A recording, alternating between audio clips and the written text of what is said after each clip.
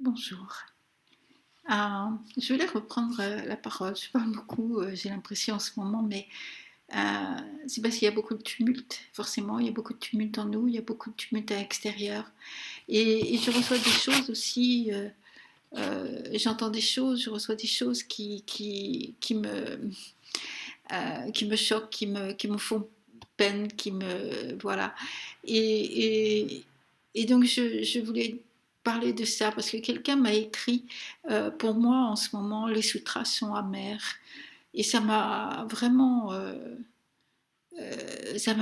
épatée, je ne sais pas comment dire, parce que les sutras, je comprends que notre état d'esprit puisse être amer, ou en tout cas c'est un état d'esprit possible, c'est un état d'esprit de l'être humain, et je comprends qu'on puisse ressentir de l'amertume, mais les sutras, c'est vraiment, si je prends le plus important, enfin celui que je pense le sutra de base, le refuge dans les trois trésors, euh, c'est le contraire, c'est un espace de respiration, au contraire, pour nous qui pratiquons la voie du Bouddha.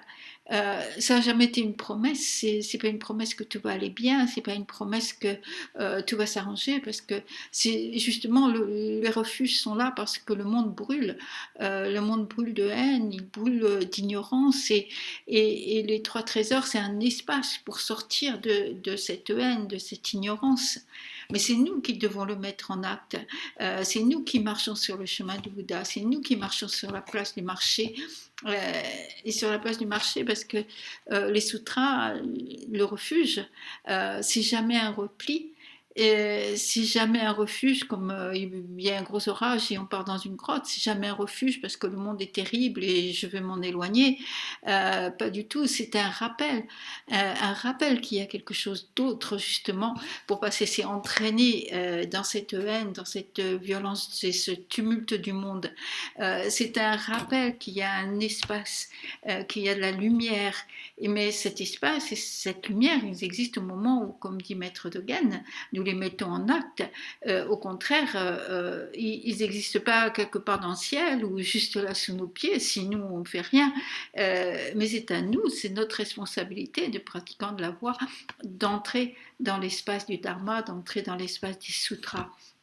Et quand tout brûle à l'extérieur, euh, on entend ça dans les sutras, il y a une fraîcheur. Hein, et je lisais l'autre jour apporter une lampe dans les ténèbres, mais c'est aussi une fraîcheur. Les sutras, c'est quelque chose qui apaise la souffrance, qui apaise la brûlure. Et donc, se tourner vers les sutras, c'est nous aider, nous, à revenir à, au calme, à la paix, à ce qui va nous permettre de parler, de réfléchir, de chercher quelle est la réponse juste devant la haine, la violence, l'ignorance.